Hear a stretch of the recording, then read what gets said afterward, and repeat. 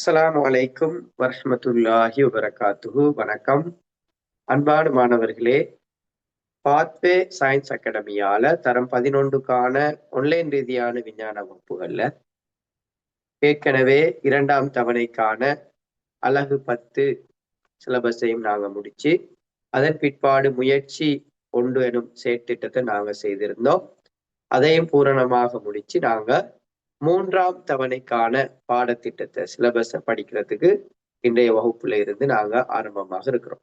அந்த வகையில பிள்ளைகள், நாங்க 3ஆம் தவணைக்கான முதலாவது பாடமாக நாங்க அழகாக மின்னிரசாயனம் அப்படின்ற ஒரு அழகை நாங்க ஆரம்பிக்க இருக்கிறோம். அதாவது அலகு 12 மின்னிரசாயனம் தொடர்பான பாடத்தை அழகை நாங்க ஆரம்பிக்க இருக்கிறோம். சரியா பிள்ளைகள்? Right, okay. இந்த பாடத்தை படிக்க ஆர்வமாக விருப்பமாக இருக்கிற மாணவர்கள் உங்களோட பேர்களை கொஞ்சம் பதிவு செய்யுங்க பார்ப்போம். யாரெல்லாம் நல்ல இன்ட்ரெஸ்டா இருக்கிறீங்கன்னு பார்ப்போம். ரைட், அலகு 12 மின்னிரசாயனம், இங்கிலீஷால சொல்லுவாங்க எலக்ட்ரோ கெமிஸ்ட்ரி அப்படின்னு சொல்லுவாங்க. Electro chemistry. ரைட், அலகு 12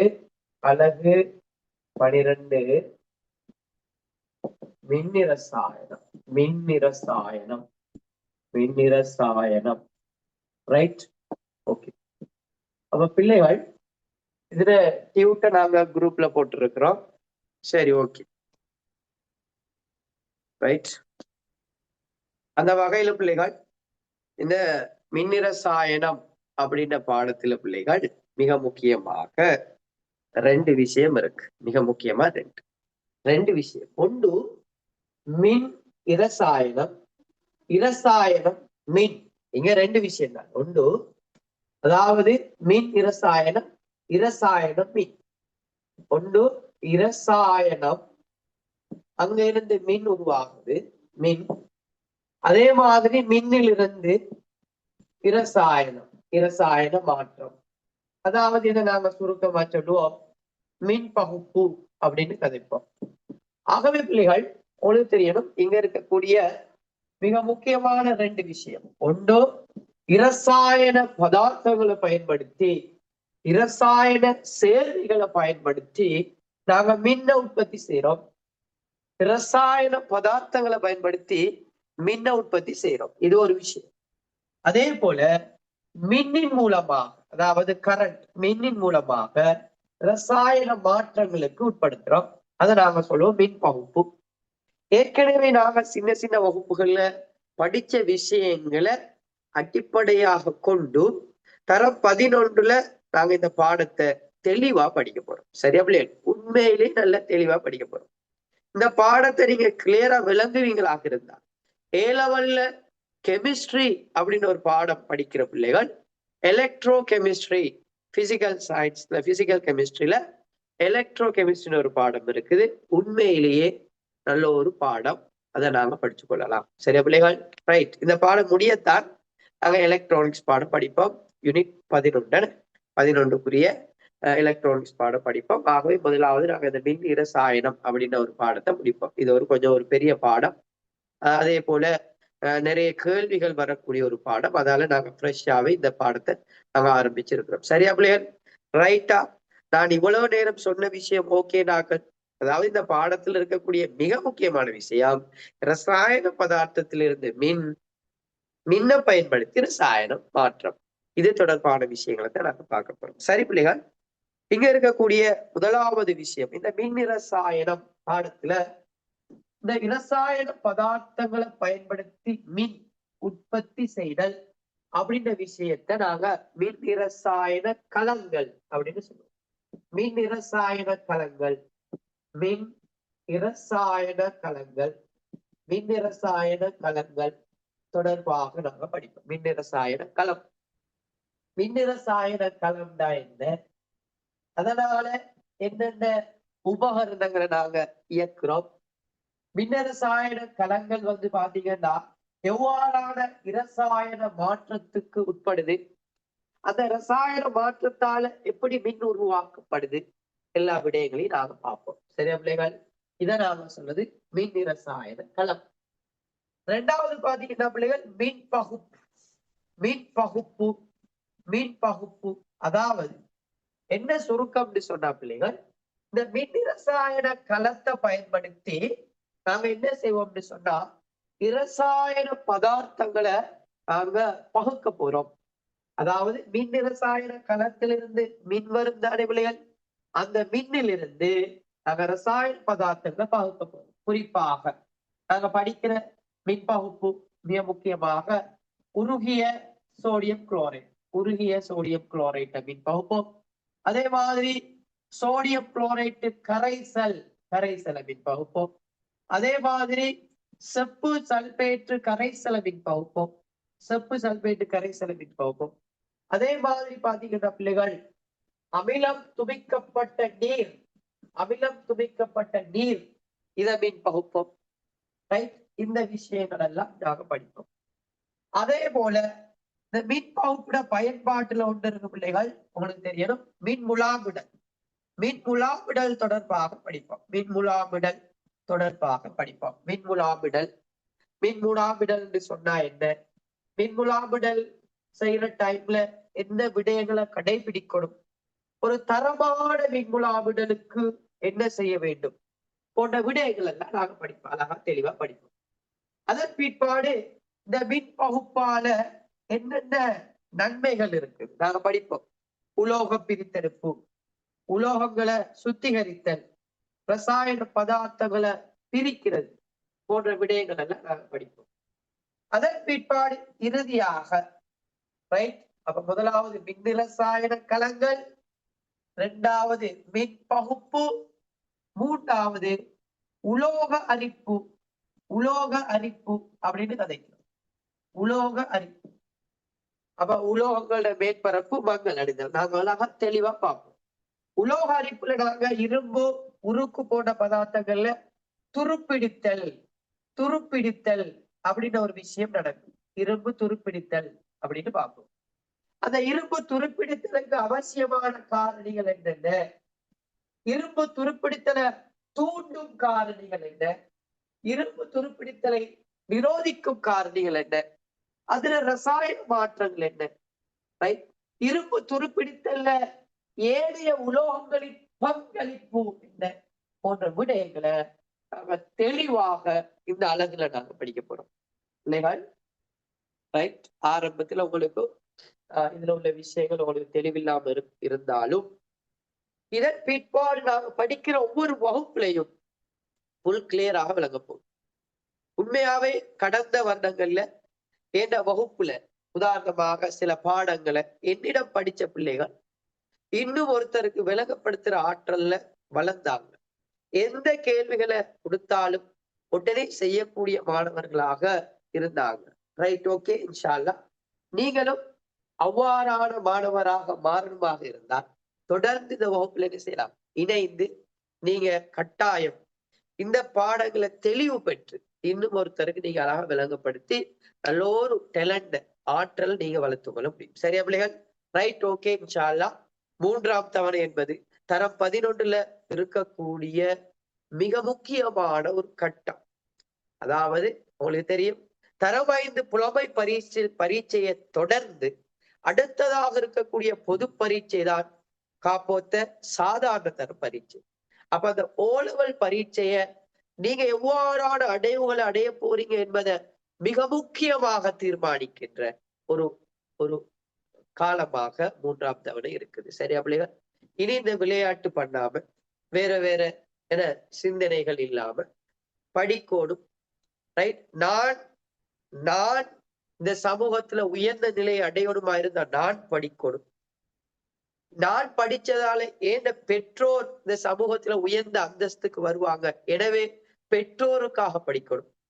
நான் படிக்கிறதால எனது ஆசிரியர்கள் ஒரு பெருமைக்குரியவர்களாக மாறுவாங்க, ஆகவே அவர்களுக்காக நான் படிக்கணும்.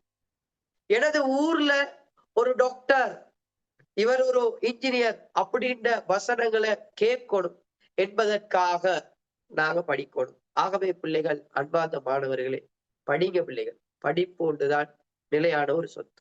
Right, okay. நாங்க இந்த மின் ரசாயனம் அப்படின்ற ஒரு விடயத்துல மிக முக்கியமான ஒரு விஷயமான மின் ரசாயன களம் அப்படின்ற ஒரு பாடத்துக்கு நாங்க போவோம். சரியா பிள்ளைகள்? முதலாவது விஷயம் அதெல்லாம் நாங்க படிச்ச பிற்பாடு மின் பகுப்பு, அதுல ஒரு உப தலைப்பாக மின்முலாமிடல் படிப்போம். அதன் பிற்பாடு உலோக அரிப்பு, அதுல இரும்பு துருப்பிடித்தல் தொடர்பான விஷயங்களை படிச்சால் இந்த பாடம் ஃபுல் கிளியர். Okay player? நான் சொல்ற விஷயம் விளங்குறாக்கள் ஒரு ஹார்ட்டோடு போட்டுக் கொள்வோம். நான் சொல்ற விஷயம் ஓகே சார், தெளிவா விளங்குது, ரைட், ஓகே, எல்லாமே கிளியர், ரைட். அவ மின் ரசாயன களம் தொடர்பான விஷயத்துக்கு வெரி குட், தேங்க்யூ, ரைட். மின் ரசாயன களம் அப்படின்ற ஒரு விஷயத்தை எடுத்தீங்கன்னா, இப்ப நான் சொன்ன மாதிரிக்கு உங்களுக்கு தெரியணும், ரைட். அதாவது ரசாயன பதார்த்தங்களை பயன்படுத்தி என்ன செய்யறாங்கன்னு சொன்னா மின்ன உற்பத்தி செய்யற முறை. அதாவது பிள்ளைகள் கிட்டத்தட்ட 1800 காலப்பகுதியில இத்தாலி நாட்டு விஞ்ஞானியான 1800 காலப்பகுதியில, அப்ப நினைக்க கூடாது சார் இது வரலாறு பாடமாட்டி, இல்ல, இது சயின்ஸ். அதாவது சில சயின்ஸ்ல சில வரலாறுகளும் தெரிஞ்சிருக்கும். 1800 காலப்பகுதியில இத்தாலி நாட்டை சேர்ந்தவரான அலெக்சாண்டர் ஓல்டா அப்படின்ற ஒரு விஞ்ஞானி, நீங்க ஏற்கனவே கேள்விப்பட்டிருக்கிறீங்க, ரைட். இவர் தான் ரசாயன பதார்த்தங்களை பயன்படுத்தி முதலாக மின்ன உற்பத்தி செய்யலாம் அப்படின்னு சொன்ன ஒரு விஷயத்தை கண்டுபிடிச்சார். அதாவது நீங்க கிரேட் சிக்ஸ்ல படிக்கிறீங்க மின் முதல்கள், பாருங்க கிரேட் 6ல மின் முதல்கள் முதலாவது நாங்க படிக்கிறோம் மின் இரசாயன களம் தொடர்பாக படிக்கிறோம். அதே போல மின் பிறப்பாக்கி டைனமோன்னு சொல்றோம், டைனமோன்னு கதைக்கிறோம், மின் பிறப்பாக்கி. அதே போல சூரிய களம் சோலர் சிஸ்டம், இதன் மூலமாக மின் உற்பத்தி செய்யலாம். அந்த மின் பிறப்பாக்கிய எங்கெல்லாம் வைப்பாங்க அப்படின்னு பாத்தீங்கன்னா, டைனமோ எங்கெல்லாம் இருக்கும்னா நீர்மின் நிலையத்துல இருக்கும், நீர்மின் நிலையம் அங்க இருக்கும். அனல் மின் நிலையம் அங்க இருக்கும். காற்று மின் நிலையம், காற்றாடி மின் நிலையம், ரைட், அங்க இருக்கும். அதே மாதிரி டீசல் மின்சாரம், சுவட்டு எரிபொருள் மின்சாரம், இங்க எல்லாம் இந்த மின் பிறப்பாக்கிகள் இருக்கும். ஆகவே பிள்ளைகள் நீர்மின் உற்பத்தி நிலையம் ரந்தன் பே, கொத்மலை, விக்டோரியா, இப்படி எல்லாம் சின்ன வகுப்புல கேள்விப்பட்டிருப்பீங்க. பிரச்சனை இல்லை, தெரியாட்டி பிரச்சனை இல்லை, போலவளுக்கு கேள்வி வாரல்ல. ஆனா நீர்மின் உற்பத்தி நிலையம், அந்த மீன் எப்படி உற்பத்தி ஆகுதுன்ற விஷயம் தெரிஞ்சிருக்கணும். நீர்மின் உற்பத்தி நிலையம். அனல் மின் உற்பத்தி நிலையம் நுரைச்சோலையில் இருக்குதுன்னு, அதாவது நிலக்கரி எரிச்சு மின் உற்பத்தி செய்யறாங்க. காற்றாடி மின் உற்பத்தி நிலையம், அதாவது புத்தளம், அம்பாந்தோட்டை போன்ற இடங்கள்ல. சுவட்டெரிபொருள் மின்சாரம், அதாவது கலனிதிஸ் அப்படின்னு ஒரு இடத்துல, அங்க எல்லாம் அதாவது இயக்கம், நீரின் இயக்கம், நீராவின் இயக்கம், காற்றின் இயக்கம், உயிர் சுவட்டு எரிபொருள் அந்த தகனத்தால இங்க டைனமோ இயங்கி மின்ன உற்பத்தி செய்யும். அது ஓகே. சூரிய களத்துல நாங்க படிப்போம், எலக்ட்ரானிக்ஸ் பாடத்துல படிப்போம், பிஎன் சந்தி அப்படின்னு ஒன்று இருக்கு, பிஎன் ஜங்ஷன். பிஎன் சந்தில, ரைட், அதாவது சூரிய ஒளியை அகத்துறிஞ்சிடக்கூடிய சில களங்கள் காணப்படும். அதாவது சூரிய ஒளியை உற்பத்தி அதாவது சூரிய ஒளியை அகத்துறிஞ்சக்கூடிய சில இருவாய்கள், அந்த இருவாய்கள் மூலமாக சூரிய களம் உற்பத்தி செய்யப்படும். சூரிய களத்திலிருந்து மின் உற்பத்தி, இது ஓகே, இது ஓகே. அப்ப மின் ரசாயன களங்கள்ல கிரேட் 6ல நாங்க படிக்கிறோம் முதன்மை களங்கள், துணை களங்கள் அப்படின்னு படிக்கிறோம். முதன்மை களங்கள், துணை களங்கள் அப்படின்னு படிக்கிறோம். அப்ப முதன்மை களங்கள், துணை களங்கள்னு சொன்னால் அதை மீண்டும் மின்னேற்றி பயன்படுத்த முடியாத களங்கள் முதன்மை களங்கள். மீண்டும் மின்னேற்றி பயன்படுத்தக்கூடிய களங்கள் துணை களங்கள். இப்படி எல்லாம் நீங்க சின்ன வகுப்புல படிக்கிறீங்க, எல்லாத்தையும் நாங்க ஞாபகப்படுத்துவோம், ரைட். இப்ப அவ்வாறு ஞாபகப்படுத்துற சந்தர்ப்பத்துல இந்த அலெக்சாண்டர் ஓல்டா அப்படின்னு ஒரு விஞ்ஞானியை நாங்க ஞாபகப்படுத்துவோம். இந்த அலெக்சாண்டர் ஓல்டா அப்படின்னு ஒரு விஞ்ஞானி பாத்தீங்கன்னு சொன்னா இவ்வாறு ஒரு என்ன முகவையில உங்களுக்கு ஞாபகம் இருக்கோ தெரியா, ஐதான சல்பூரிக் அசிட், ஐதான H2SO4 சல்பூரிக் அசிட். இந்த சல்பூரிக் அமில கரைசலுக்குள்ள ஐதான சல்பூரிக் அமில கரைசலுக்குள்ள நாகத்தகடு, அதே போல செப்பு தகடு, நாகத்தகடு செப்பு தகடு, இதை நாங்க சொல்றோம் ஜெடன் நாகத்தகடு, இதை நாங்க சொல்றோம் கோப்பா செப்பு தகடு. அப்ப தகடுன்னா பிள்ளைகள் அங்க அணுக்கள் தான் இருக்குமே, அணுக்கள் தான் இருக்கும். இது அப்படியே தொடுப்பு கம்பியால தொடுக்குறாங்க. இது கெல்வனோமானி, மையப்பூச்சிய கெல்வனோமானி, ரைட். இப்படியான ஒரு பரிசோதனை ஒன்று இருக்கு, ஞாபகம் இருக்கா பிள்ளை? இப்படியான ஒரு பரிசோதனை ஒன்று இருக்கு. ஞாபகம் உள்ளாக்கள் ஒரு லைக் கொடுத்தாங்க. அதாவது அலெக்சாண்டர் ஓல்டா இப்படியான ஐதான சல்பூரிக் அமில கரைசல், நாகத்தகடு, செப்பு தகடு, ரைட். இப்படி ஒரு கெல்வனோமானி, மையப்பூச்சி கெல்வனோமானி, இப்படின்னு ஒரு விஷயம் தரம் 6ல இருக்குது. இதை நாங்க சொல்றோம் பிள்ளைகள் எளிய மின்கலம். இதை நாங்க சொல்றோம் எளிய மின்கலம்.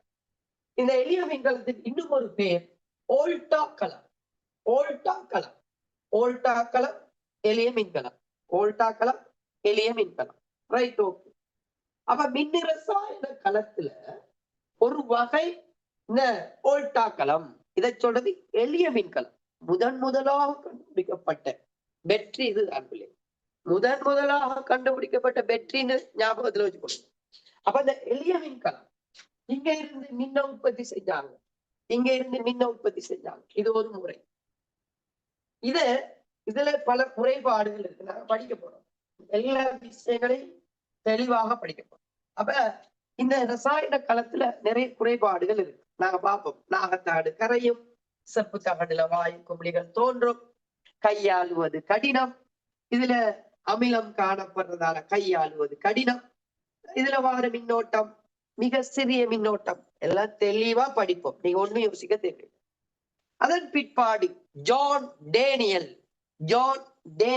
அப்படின்ற விஞ்ஞானி அங்கால வந்து ஒவ்வொரு உலர் மின்கலங்கள், இலக்குலாஞ்சி கலங்கள், டேனியல் மின்கலங்கள், இப்படி ஒவ்வொரு மின்கலங்களை உருவாக்குறாங்க. இப்படி ரசாயன பதார்த்தங்களால, அதுல குறிப்பாக ஒரு உலர் மின்கலத்தை உங்களுக்கு தெரியும், மேலால பித்தளை மூடி, பித்தளை மூடி, நடுவுல பாத்தீங்கன்னா கார்பன் கோல், இதுக்குள்ள பாத்தீங்கன்னா அமோனியம் குளோரைட்டு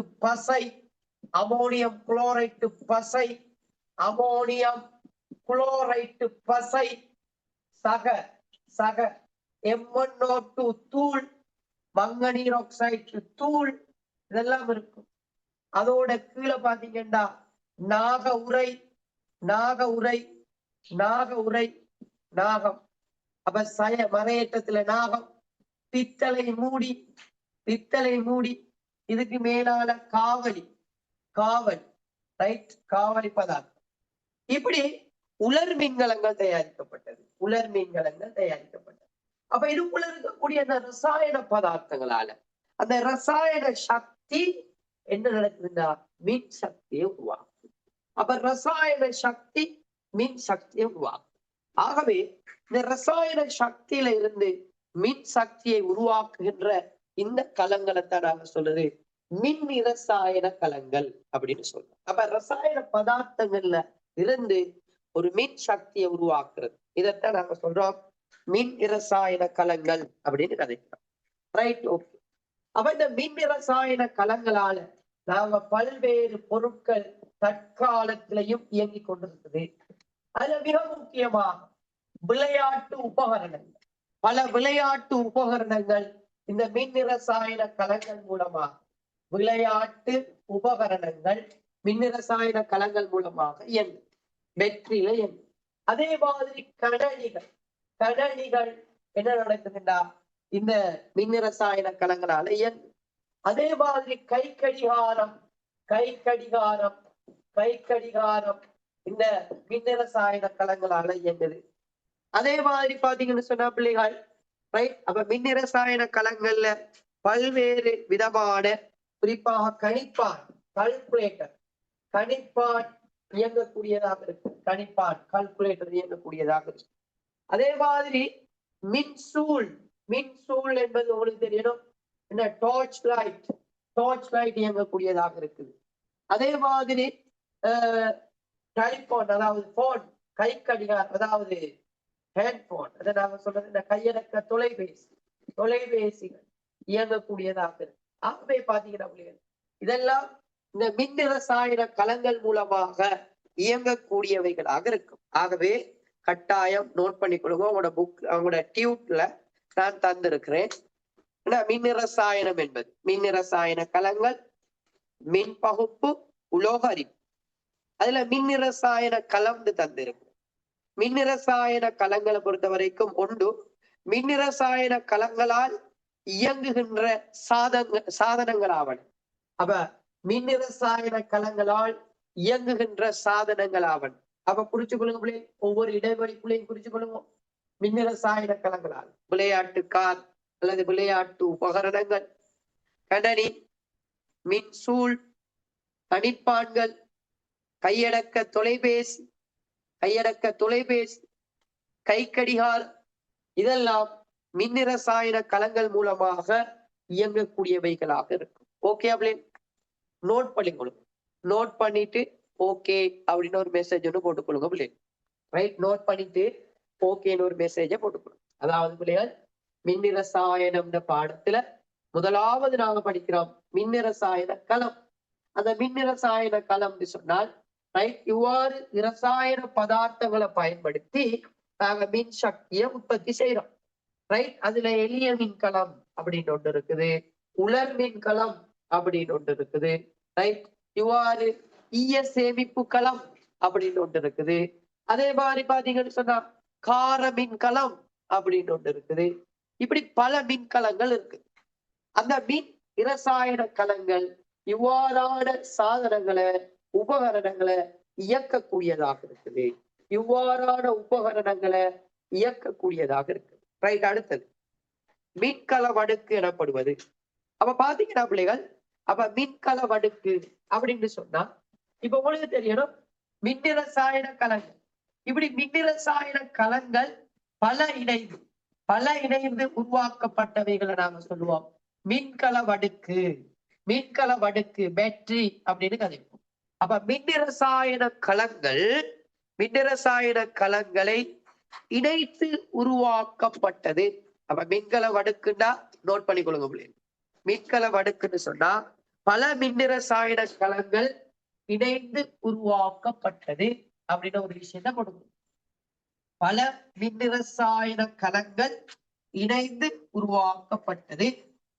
பல மின்னிரசாயன களங்கள் இணைந்து உருவாக்கப்பட்டது. அப்ப நோட் பண்ணிக்கொள்ளுங்க. பல மின்னிரசாயன களங்களை இணைத்து பல மின்னிரசாயன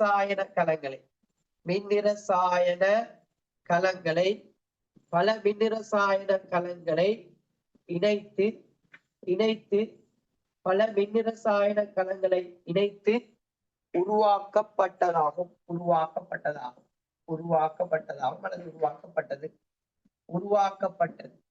அப்ப உருவாக்கப்பட்டதுதான் மின்கல வடுக்கு. அப்படி எழுதினாக்கள் வேகமா நோட் பண்ணி கொள்ளுவோம். மின்கல வடுக்கு. அப்ப மின்னிரசாயன களங்கள்ல என்ன செயற்பாட்டின் போது, மின்னிரசாயன களம் செயற்படும் போது என்ன சக்தியா மாறுது பிள்ளையா? இரசாயன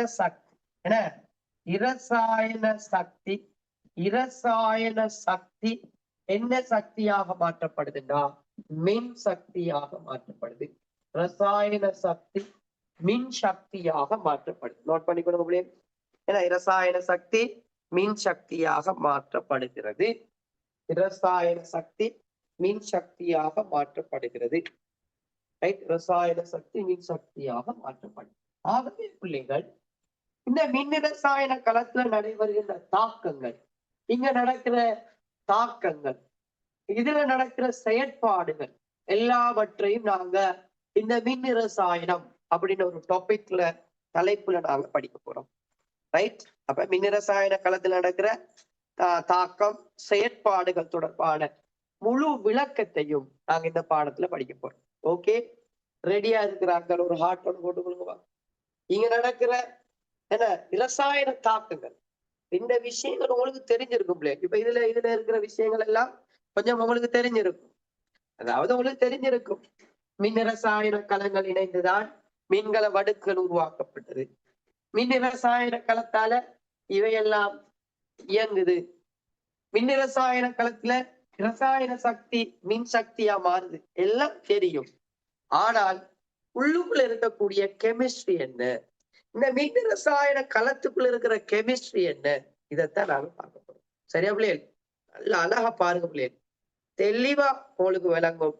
அதன் பிற்பாடு நீங்க எழுதி பார்க்கும்போது உங்களுக்கு 100% மறக்கவே மறக்கலாம். ரைட்? ஓகே, இப்ப நாம விஷயத்துக்கு வருவோம். மின் ரசாயன களங்கள்ல முதலாவது பாத்தீங்கன்னு சொன்னா, சாதாரணமாக நான் என்ன செய்ய போறேன்னு சொன்னால், ஒரு ஐதான சல்பூரிக் அமில கரைசலுக்குள்ள ஒரு ஐதான சல்பூரிக் அமில கரைசலுக்குள்ள ஒரு ஐதான சல்பூரிக் அமில கரைசல், இது உங்களுக்கு தெரியும். ஒரு ஐதான சல்பூரிக் அமில கரைசல், ஐதான சல்பூரிக் அமில கரைசல், ஏக்யூ இப்படி போட்டா கரைசல், ஏக்யூன்னு போட்டா கரைசல் உங்களுக்கு தெரியும். ஒரு நாகக்கோள், ஒரு நாகக்கோள், இந்த தகடை நாங்க சொல்றோம் நாகத்தகடு, நாகத்தகடு, நாகத்தகடை வைக்கிறோம். ஒரு ஐதான சல்பூரிக் அமில கரைசலுக்குள்ள ஒரு நாகத்தகடை வைக்கிறோம். ஐதான சல்பூரிக் அமில கரைசலுக்குள்ள நாகத்தகடு, ஒரு ஐதான சல்பூரிக் அமில கரைசலுக்குள்ள ஒரு நாகத்தகடை வைக்கிறோம். கவனித்து கொடுங்க, ஒரு நாகத்தகடு. அப்ப பிள்ளைகள் என்ன அவதானம்னு நினைக்கிறீங்க சொல்லுவா? ஒரு ஐதான சல்பூரிக் அமில கரைசலுக்குள்ள நாகத்தகடை வச்சால் என்ன அவதானமாக இருக்கும் சொல்லுங்க பாப்போம். ரைட்? என்ன அவதானம்? ஒரு ஐதான சல்பூரிக் அமில கரைசலுக்குள்ள நாகத்தாடை கொண்டு வைக்கிறோம், நாகத்தாடை கொண்டு வைக்கிறோம். சரியா பிள்ளைகள்? நாகத்தாடை கொண்டு வச்சா என்ன அவதானம் அப்படின்னு பாத்தீங்கன்னா, ரைட், நிறைய பேருக்கு தெரியும். நாகத்தகடு என்ன செய்யும்? கரையும். நாகத்தகடு கரையும். ரைட், நாகத்தகடு கரையும். கரைகிறது மட்டும் இல்ல, நாகத்தகடுக்கு அண்மையில அண்மையில அண்மையில வாயு குமிழிகள் தோன்றும், வாயு குமிழிகள் தோன்றும். அண்மையில வாயு குமிழிகள் தோன்றும், அண்மையில வாயு குமிழிகள் தோன்றும். சொல்ற விளையாடே. அப்ப நாகத்தகடு கரையும், அதே போல நாகத்தகடுல அண்மையில என்ன செய்யும்? வாயு குமிழிகள் தோன்றக்கூடியதாக இருக்கும். அண்மையில வாயு குமிழிகள் தோன்றக்கூடியதாக இருக்கும். அண்மையில வாயு குமிழிகள் தோன்றக்கூடியதாக இருக்கும். அப்ப பிள்ளைகள், இங்க உங்களுக்கு விளங்குற விஷயம் என்னன்னு சொன்னால், அப்ப ஐதான சல்பூரிக் அமிலம், ஐதான சல்பூரிக் அமில கரைசல், இங்க நாகத்தகடு உலோகம், இந்த ஐதான சல்பூரிக் அமில கரைசல், இங்க நாகத்தகடு கரையுது. கரைகிறது மட்டும் இல்ல, நாகத்தகட்டுக்கு மேலால வாயு குமிழ்கள் தோன்றுது, வாயு குமிழ்கள் தோன்றுது.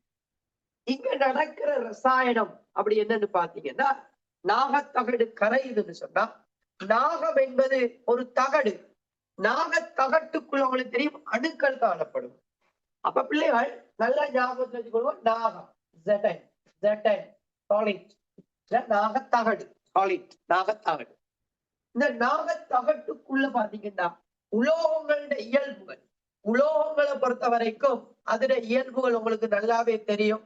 ரசாயன இயல்பு இலத்திரன்களை இழக்கிறது, இலத்திரன்களை இழக்கிறது. அப்ப உலோகங்களை பொறுத்த வரைக்கும் இலத்திரன்களை இழந்து கற்றயங்களை உருவாக்கும். அதுல குறிப்பாக நாகத்தை பொறுத்த வரைக்கும் 2 இறுதியோட்டுல இருக்கக்கூடிய, அதுல இறுதியோடுன்றதுக்கு உள்ளுக்குள்ள சின்ன சின்ன உபோடுகள் இருக்கும். நீங்க படிப்பீங்க போற பெரிய வகுப்புல. நாகம் என்பது 3D மூலம், 3D டி தொகுப்பு மூலம் அப்படிலாம் படிப்பீங்க. ரைட்? அப்ப அதனாலதான் எங்களோட ஆவர்த்தன அட்டவணையில நாங்க படிக்கல நாகத்தை. எங்களோட ஆவர்த்தன அட்டவணையில படிக்காததுக்கான 3D மூலகம். சரி, நீங்க போற படிப்பீங்க. ரைட்? இதுல அங்க இருக்கக்கூடிய 2 இலத்திரங்கள், நல்லா கவனிங்க. அங்க இருக்கக்கூடிய 2 இலத்திரன்களை இழக்கும். இரண்டு இலத்திரன்களை இழக்கும். நல்லா கவனிக்க முடியாது. அந்த நாகத்தகட்டுல இருக்கிற அந்த 2 இலத்திரனை இழக்கும். அப்படி இழந்து அவங்களுக்கு தெரியும், உலோகங்கள் இலத்திரன்களை இழந்தா கற்றையங்களை உருவாகும். கற்றையின போது 2+ நேர என உருவாகும். 2+ நேர என உருவாகும். அப்படி நேர என உருவாக்கும் போது அது அயன் கரைசலாக மாறுது. அப்ப உங்களுக்கு ஒரு விஷயம் தெரியும், இங்க சய 2 இலத்திரன், ஏற்கனவே இங்க சக 2 இருக்கு. ஒரு தாக்கத்துல இங்க சக 2 இருக்குது. ஆனா இங்க பாத்தீங்கன்னா இலத்திரன் சய. அப்ப இது ஒரு சமப்படுத்தப்பட்டதாக இருக்காது. எனவே அந்த சமன்பாட்டை சமப்படுத்துறதுக்காக என்ன செய்யறோம்னு சொன்னா பிள்ளைகள், இந்த இலக்கிற 2 இலத்திரனை இலக்குதுன்னு சொன்னால் அந்த இலக்கிற இலத்திரனை நாங்க என்ன செய்யறோம்னா பிள்ளைகள், இலக்கிற இலத்திரனை சமனுக்கு அங்கால கொண்டு போய் சக 2 இலத்திரன் இப்படின்னு போடுறோம். சொன்ன விஷயம் விளங்கினாக்கள் அநேகமா பலருக்கு விளங்காம இருக்கலாம். நான் சொல்லித்தான், பிரச்சனை இல்லை. அதாவது நாகத்தகடு கரைதுன்னு சொன்னா பிள்ளைகள், அந்த உலோக அணுவுல இலத்திரன்கள் இழக்கப்படுது. அதான் நீங்க ஒரு விஷயம். இப்ப உதாரணமா சோடியம் கரைதுன்னு வச்சு கொண்டால், சோடியம் சாலிட், அப்ப அவர்ல இருக்கக்கூடிய ஒரு இலத்திரன் இழந்தால் Na+ ஆக மாறும். அங்க ஒரு இலத்திரன் இழக்கிறதால பிளஸ் ஒரு இலத்திரன் இப்படி வரும் இல்லையா? உதாரணமா அலுமினியம் இலத்திரனை இழக்குதுண்டா, அலுமினியம் சாலிட் அது 3 இலத்திரனை இழக்குது. ஆகவே 3+ கரைசல் பிளஸ் 3 எலக்ட்ரான்ஸ் இப்படி போடும். நான் சொன்ன விஷயம் விளங்குன ஆட்கள் மட்டும் லைக் பண்ணுங்க. நீங்க போடுற அந்த லைக்ல தான் எனக்கு விளங்கும் எத்தனை பேருக்கு விளங்கி இருக்குது, அடுத்த ஸ்டெப் போவேலுமா அப்படின்னு நாங்க பார்ப்போம். சரியா பிள்ளை? ஆகவே ரைட், ஓகே, வெரி குட். சரி, அப்ப பாத்தீங்கன்னா நாகத்தகடு தன்னல்ல இருக்கக்கூடிய 2 இலத்திரன்களை இழந்துள்ளது.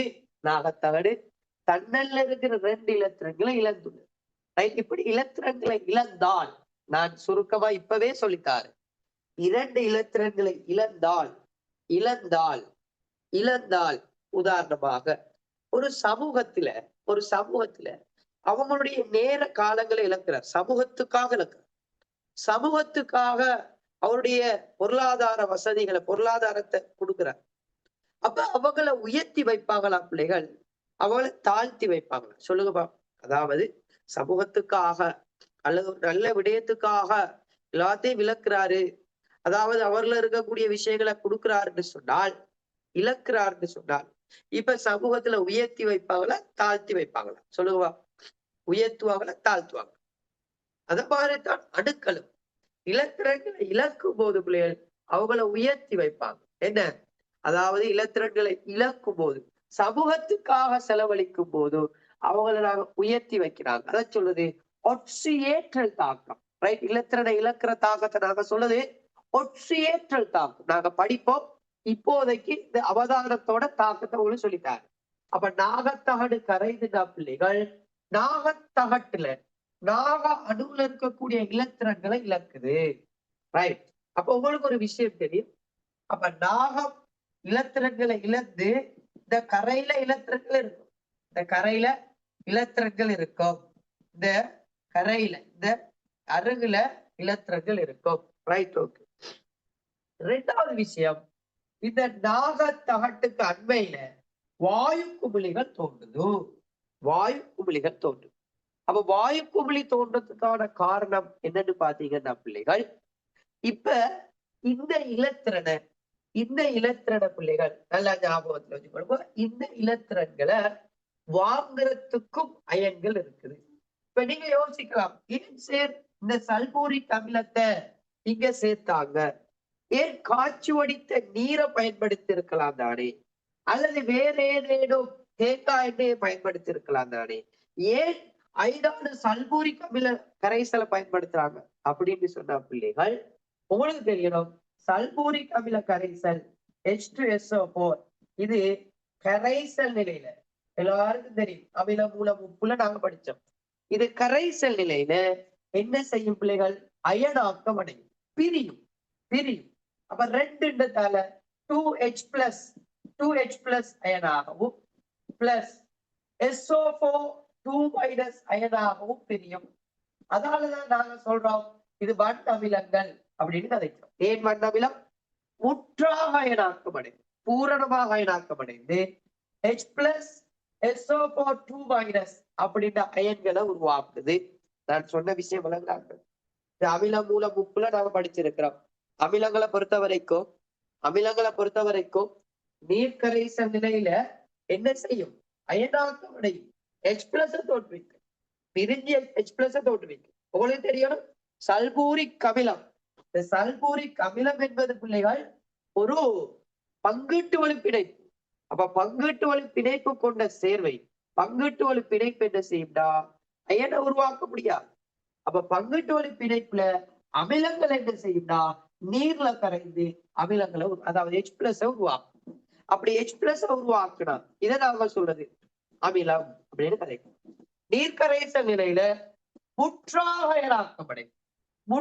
அயனாக்கப்படைந்து H+ அயனை தோற்றுவித்தால் இதை நாங்க சொல்றது வன் அமிலம், ஸ்ட்ராங் அசிட். நீர்க்கரைசல் நிலையில் பகுதி அளவில் அயனாக்கப்படைந்து அந்த குடுவையில அயனாக்கம் அடையாத அந்த அமிலமும் இருக்கும்.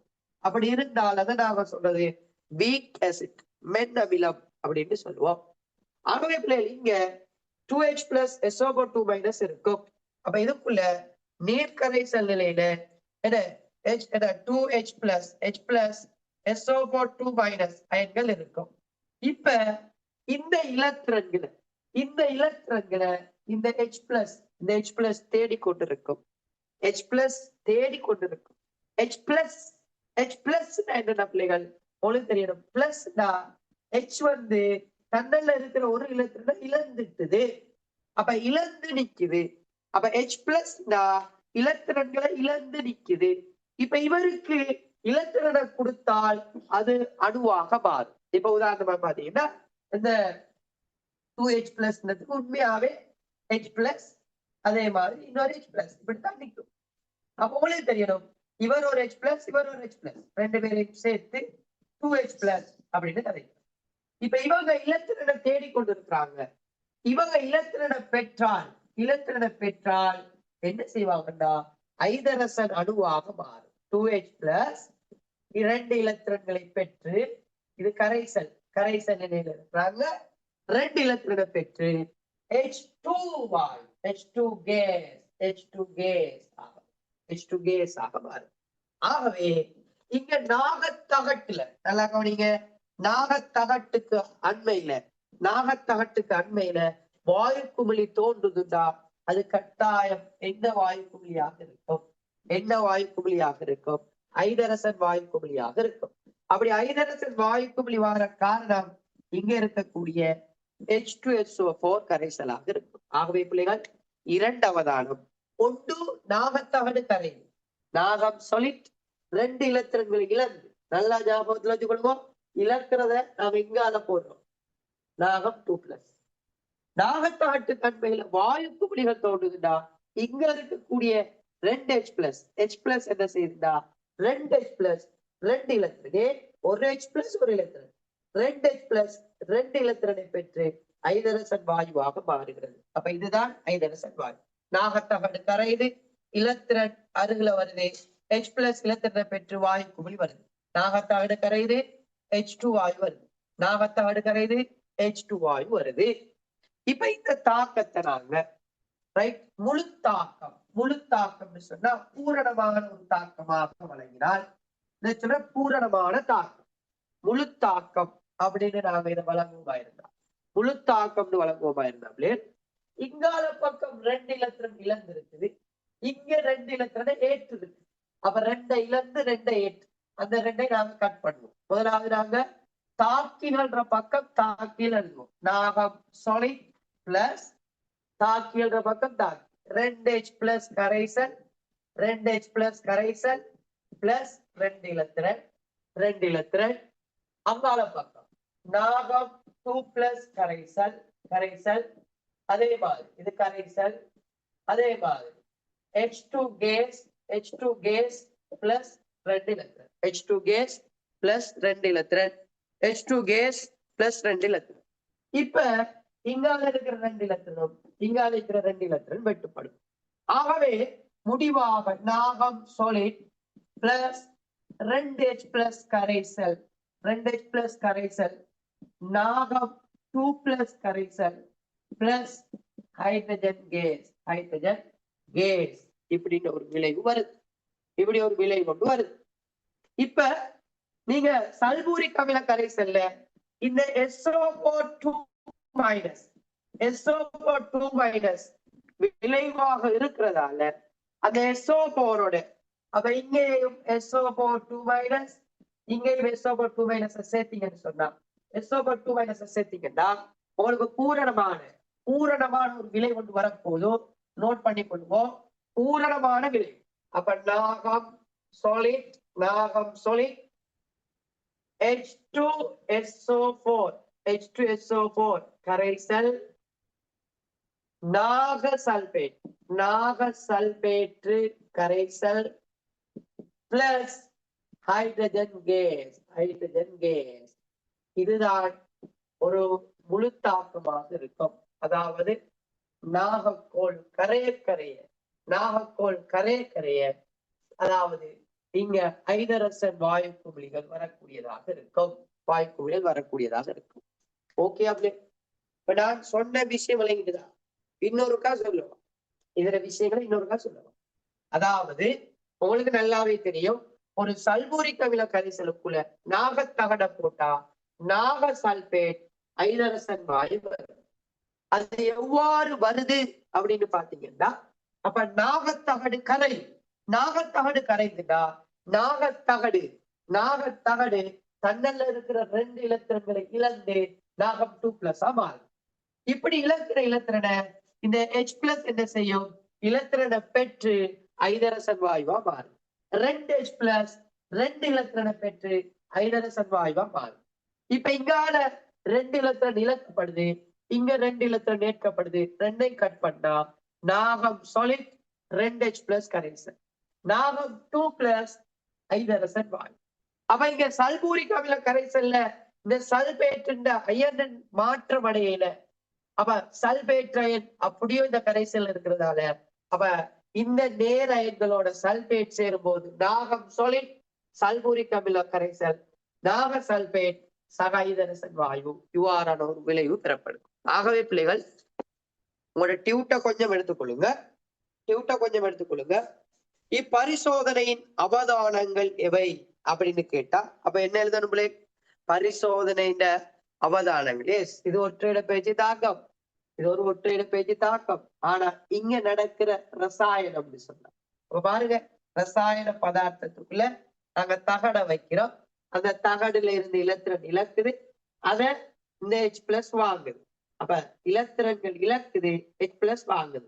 அதை காட்டுறதுக்காகத்தான் நாங்க இந்த பரிசோதனை அமைப்பை நாங்க தெரிவு செஞ்சிருக்கிறோம். அப்ப அவதானம் பாத்தீங்கன்னா, நாகத்தகடு படிப்படியாக கரை, எழுதி கொடுங்க. அப்ப இச்செயற்பாட்டின் பரிசோதனை அவதானங்கள் இவை. நாகத்தகடு படிப்படியாக கரை. ஒழுங்கான தெளிவான பிள்ளைக்கு அதுல தாக்கம் அப்படி மைண்ட்ல ஓடிக்கொண்டிருக்கணும். நாகத்தகடு கரையும்னு சொன்னால் நாகம் தன்னல்ல இருக்கிற 2 இலத்திரன்களை இழக்குது. நாகம் தன்னல்ல இருக்கிற 2 இலத்திரன்களை இழந்து நாகம் 2+ அயனாக மாறுகிறது. நாகம் 2+ அயனாக மாறுகிறது அப்படின்னு ஒரு விஷயம் உங்களுக்கு கட்டாயம் தெரிஞ்சிருக்கணும். 2வது அவதானம், நாகத்தகட்டுக்கு அண்மையில் வாயு குமிழிகள் தோன்றும். நாகத்தகட்டுக்கு அண்மையில் வாயு குமிழிகள் தோன்றும். நாகத்தகடு படிப்படியாக கரையும். 2வது, நாகத்தகட்டுக்கு அண்மையில் வாயு குமிழிகள் தோன்றும். ரைட், எழுதினாக்கள் ஒரு லைக் கொண்டு பண்ணுங்க. அதுக்கு புற உள்ள விஷயங்களை நான் இப்ப சொல்லித்தர போறேன். எழுதினாக்கள் பிள்ளை, வெரி குட் பிள்ளைகள். நல்ல தெளிவா இருக்கும். ரைட், தெளிவா இருக்கணும். அடிப்படைகள் ஒழுங்கா விளங்கும் போது பிள்ளைகள், அடிப்படைகள் ஒழுங்கா விளங்கும் போது பிள்ளைகள், இதுக்கு உள்ள வகுப்புகள் உங்களுக்கு வெரி சிம்பிள், இலகுவாக இலகுவாக இருக்கும். இந்த பாடத்தை எவ்வளவுக்கு இலகுவா உங்களுக்கு சொல்லித்தர இயலுமோ அவ்வளவு சொல்லித்தாருது என்ன பொருள். சரியா பிள்ளை? எவ்வளவுக்கு இலகுவாக சொல்லித்தர இயலுமோ அவ்வளவுக்கு இலகுவாக சொல்லித்தாருது என்ன பொருள். சரியா பிள்ளைகள்? ரைட். அப்ப பாத்தீங்கன்னா, அப்ப உங்களுக்கு நான் சும்மா உதாரணத்துக்கு ஒண்ணு கேட்கிறேன். உதாரணத்துக்கு ஒண்ணு கேட்கிறேன். ரைட், அவதானத்தை திருப்பி சொல்லுங்க. Right, okay. என்ன நான் எழுதி கொண்டேன். அவதானம் நாகத்தகடு. முதலாவது நாகத்தகடு, நாகத்தகடு. ரைட், படிப்படியாக படிப்படியாக கரையும். நாகத்தகடு படிப்படியாக கரையும். ரெண்டாவது பாத்தீங்கன்னா, நாகத்தகட்டிற்கண்மை, நாகத்தகட்டிற்கண்மை வாயு குமிழிகள் தோன்றும். அண்மையில் வாயு குமிழிகள் தோன்றும். வாயு குமிழிகள் தோன்றும். வாயு குமிழிகள் தோன்றும். வாயு குமிழிகள் தோன்றும். ரைட், வாயு குமிழிகள் தோன்றும். இதான் இரண்டாவது ஆள். சரி, பாப்போம். நல்ல கெட்டிகார பிள்ளையான்னு பார்ப்போம். இது ஐதான சல்பூரிக் அமிலம். இது ஐதான சல்பூரிக் அமிலம். ஐதான சல்பூரிக் அமிலம் பார்ப்போம். ரைட், இதுக்குள்ள நாங்க மெக்னீசியம் தகட வைக்கிறோம். எம்ஜி தகடு, எம்ஜி தகடு, எம்ஜி தகட வைக்கிறோம். 7 மாணாக்க இன்னும் ஒரு கொப்பியை பயன்படுத்தி கொள்ளணும் சில நோட்ஸ்கள் எழுதி கொள்றதுக்கு. அப்ப டியூட்னு சொன்னா உங்களுக்கு தெரியும், சில முக்கியமான பாயிண்ட்ஸ்கள் தான் இதுல தரப்படும். அப்ப மேலதிகமாக எழுதுறதுக்கெல்லாம் ஒரு சின்ன கொப்பியோட வச்சுக்கொள்ளும். ரைட், இப்ப சொல்லுங்க பிள்ளைகள். இப்ப முதலாவது இங்க என்ன நடக்கும்? இங்க என்ன அவதானம் நடக்கும் சொல்லுங்கவா. இங்க என்ன நடக்கலாம்? மெக்னீசியம் தகடு இருக்குது, ஐதான சல்பூரிக் அமிலம் இருக்கு. அப்ப மெக்னீசியம் தகடு ஐதான சல்பூரிக் அமிலம் முதலாவது நடக்கும். இங்க மெக்னீசிய தகடு என்ன செய்யும்? படிப்படியாக கரையும், படிப்படியாக கரையும். ரைட். ரெண்டாவது, இந்த மெக்னீசியம் தகட்டுக்கு அண்மையில என்ன தோன்றும்? வாயு குமிழிகள் தோன்றும். அது என்ன வாயுவாக இருக்கும்னு கேட்டா hydrogen case, hydrogen case. Right, okay. எப்படி தாக்கத்தை எழுத போறீங்க? நாகத்தகடு, அதாவது இங்க மெக்னீசியம். அப்ப எம்ஜி சாலிட், எம்ஜி சாலிட் 2 இலத்திரன்களை இழந்து Mg2+ ஆக மாறும். ரைட், நான் போட்ட விஷயம் விளையிடா. நான் போட்ட விஷயம் விளையிடா. மெக்னீசியம் 2 இலத்திரன்களை இழந்து Mg2+ மாறும். அப்ப இவர் இழக்கிற இலத்திரன்களை யார் ஏற்கும்? ஏற்கிறதுக்காக இருக்கிறாள் யாரு? ஏற்கிறதுக்காக இருக்கிறாள் யாரு? H+, H+.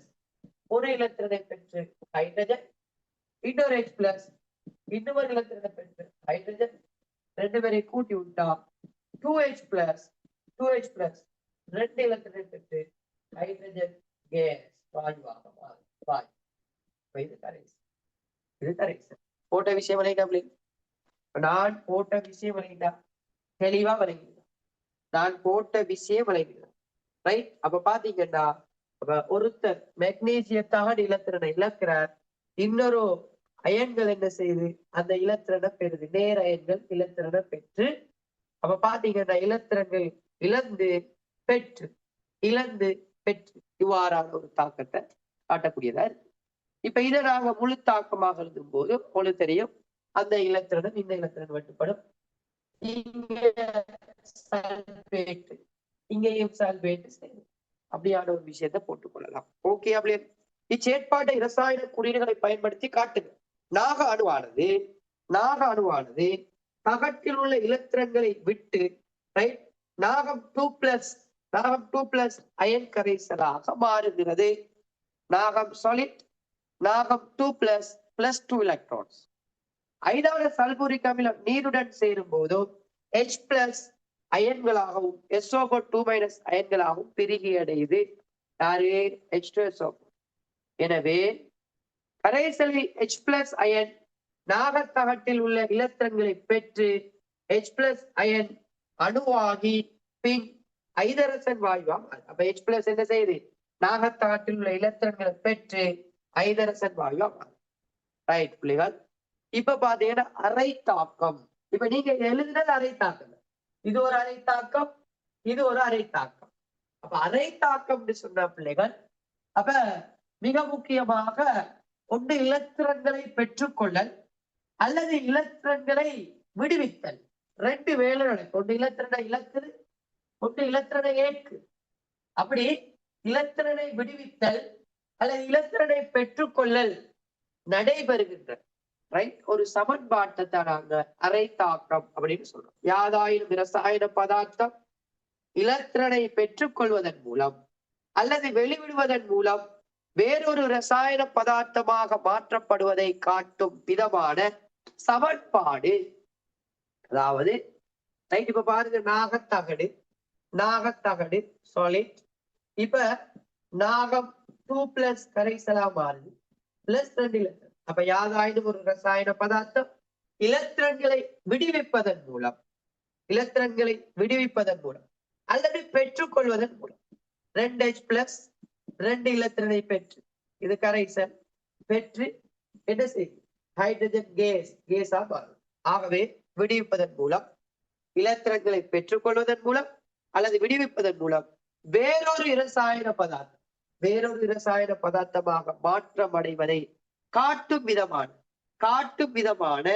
சமன்பாடு. இதைத்தான் நாங்க சொல்லுவோம் அரை தாக்கம் எனப்படும். அப்ப நோட் பண்ணி கொடுங்க. நான் சொல்ற தமிழ் விளங்குதுன்னு நினைக்கிறேன். அப்ப நோட் பண்ணி கொடுங்க. யாதாயினும் ஒரு இரசாயன பதார்த்தம் அரை தாக்கங்கள் என்பது யாதாயினும் ஒரு ரசாயன பதார்த்தம். நோட் பண்ணி கொடுங்க பிளேன். அரை தாக்கங்கள் என்பது யாதாயினும் ஒரு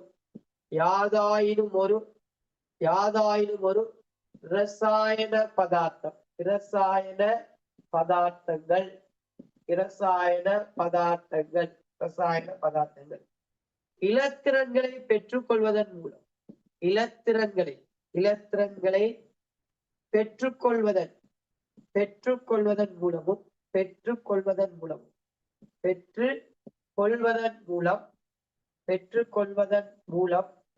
அல்லது விடுவிப்பதன் அல்லது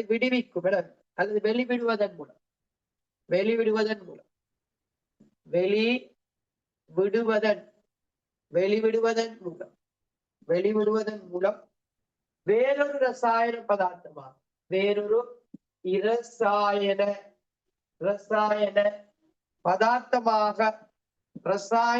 பதார்த்தமாக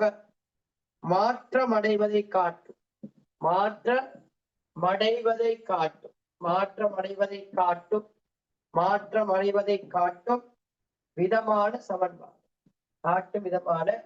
சமன்பாடு.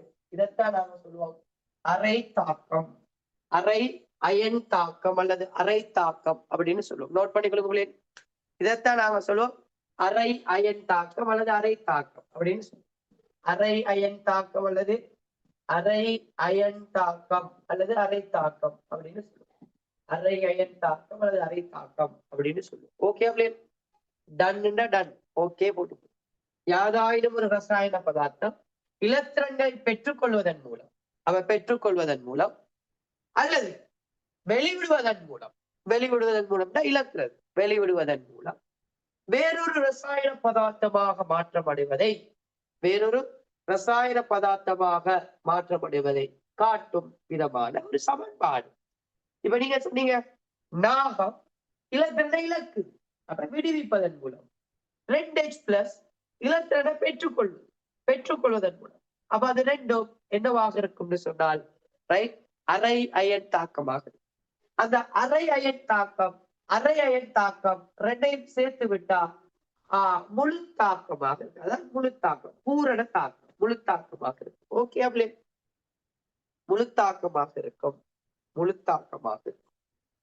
இவ்விரு அரை அயன் தாக்கங்களையும் சேர்ப்பதன் மூலம் சமப்படுத்தப்பட்ட அயன் சமன்பாடு. அப்ப பிள்ளைகள், அப்ப முதலாவது நோட் பண்ணி கொள்ளுங்க. இதை அழிக்கவா பிள்ளைகள்? இதை நான் அழிக்கவா? இதை அழிக்கவா பிள்ளைகள்? இதை அழிச்சு விடவா? அழிச்சு விட்டால் இப்ப நாங்க அந்த தாக்கங்களை போட்டு விட்டா பிள்ளைகள் உங்களுக்கு நிறைய விஷயங்கள் படிச்சு கொள்ளலாம். இன்னும் இருக்கு. இன்னும் அழகா ஒவ்வொரு ஸ்டெப்பா நான் சொல்லி கொண்டு போவேன். அப்ப உங்களுக்கு தெரியணும் மின் ரசாயனம் அப்படின்ற பாடத்துல 3 மிக முக்கியமான தலைப்பு. ஒன்று மின் ரசாயன கலங்கள், 2வது மின் பகுப்பு, அதுக்கு பிறகு உலோக அரிப்பு. அதுல மின் ரசாயன கலங்கள் மூலமாக பல உபகரணங்கள் சாதனங்கள் பயன்படுத்தப்படுது. குறிப்பாக விளையாட்டு கார்கள், அதே மாதிரி கணனி, அதே மாதிரி கணிப்பான், ரைட், அதே மாதிரி பாத்தீங்கன்னா கையடக்க தொலைபேசிகள், ரைட், இப்படி பல சாதனங்கள் பயன்படுத்தப்படுது.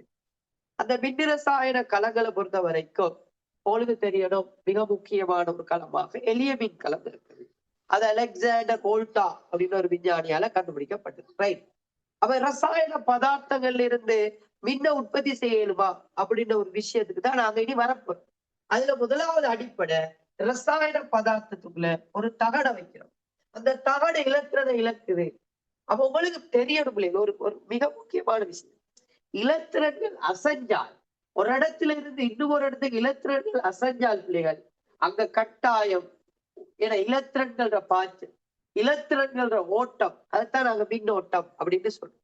ஆகவே அந்த இலத்திரன்கள் இழக்குது, ஓகே, அந்த இலத்திரன்கள் அசைவாக இருந்தால் அங்க கட்டாயம் ஒரு மின் உற்பத்தி செய்யப்படும். அதைத்தானே பிள்ளைகளாக படிக்கிறோம். ரசாயன பதார்த்தங்கள் மின்ன உற்பத்தி செய்யும். அப்ப ஒரு இடம் இலத்திரனை இழக்கும், இன்னொரு இடத்துல இலத்திரனை ஏற்கும். அப்ப அந்த 2 இடமும், அதாவது 2 முடிவிடமும் இருக்குமா இருந்தா ஒன்று இழக்கிறதும் இன்னொன்று ஏற்கிற 2 முடிவிடங்களும் இருக்குமா இருந்தா அங்க இலத்திரங்கள் பாயும்.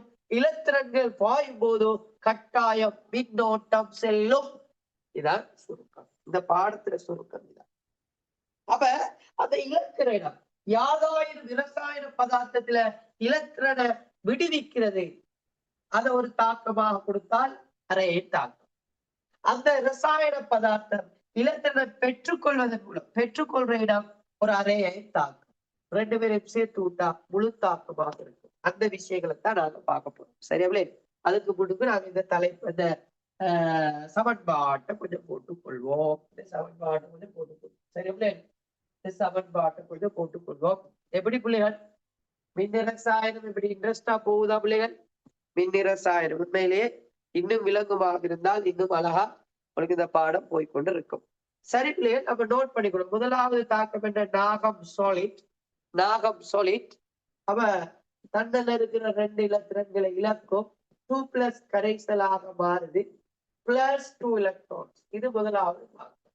இது முதலாவது அரை அயன் தாக்கம். அதாவது இலத்திரன் யாதாயிரம் ஒரு ரசாயன பதார்த்தம் இலத்திரனை விடுவிப்பதன் மூலம்.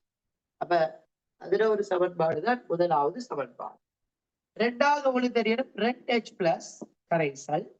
இது என்ன செய்யுதுன்னு சொன்னா 2 இலத்திரனை ஏற்குது, பெற்றுக்கொள்ளுது, ஹைட்ரஜன் கேஸ் உருவாக்கும், ரைட், ஹைட்ரஜன் கேஸ் உருவாக்கும். இது 2வது அரையன் சமன்பாடு. இது முதலாவது அரையன் சமன்பாடு, இது 2வது அரையன் சமன்பாடு. நோட் பண்ணிக்கொள்ளுங்க பிள்ளைகள், ரைட். 2வது அரையன் சமன்பாடு முதலாவது, இது 2வது அரையன் சமன்பாடு, ரைட், ஓகே. இப்ப இந்த 2 சமன்பாட்டையும் நாங்க என்ன செய்ய போறோம்னா பிள்ளைகள் என்ன கூட்ட போறோம். 2 சமன்பாட்டையும் கூட்ட போறோம். 2 சமன்பாட்டையும் கூட்ட போறோம். ஆகவே அப்ப உங்களுக்கு தெரியணும் 1+2 2 சமன்பாட்டை நாங்க கூட்டும். அப்படி கூட்டுவோமாக இருந்தால் அப்ப உங்களுக்கு வாரது பாத்தீங்கன்னா நாகம் சாலிட் பிளஸ் 2H+ கரைசல், 2H+ கரைசல் +2 எலக்ட்ரான்ஸ். இவங்க எல்லாரும் தாக்கிகள் அவ்வளவு விலை. அப்ப உங்களுக்கு தெரியும் நாகம் 2+ கரைசல் பிள்ளைகள் இங்க இருக்கிறது அப்படி எழுது, தாக்கிற பக்கம் தாக்கு, விளைவிட பக்கம் விளை. அப்ப H2 கேஸ் பிளஸ் 2 எலக்ட்ரான். இப்ப இந்த 2 எலக்ட்ரான் வெட்டுப்பட உங்களுக்கு வரும் நாகம் சாலிட் பிளஸ் 2H+ கரைசல், 2H+ கரைசல் ஏக்யூன்னு கொடுங்க, எக்வஸ்ட் கரைசல்.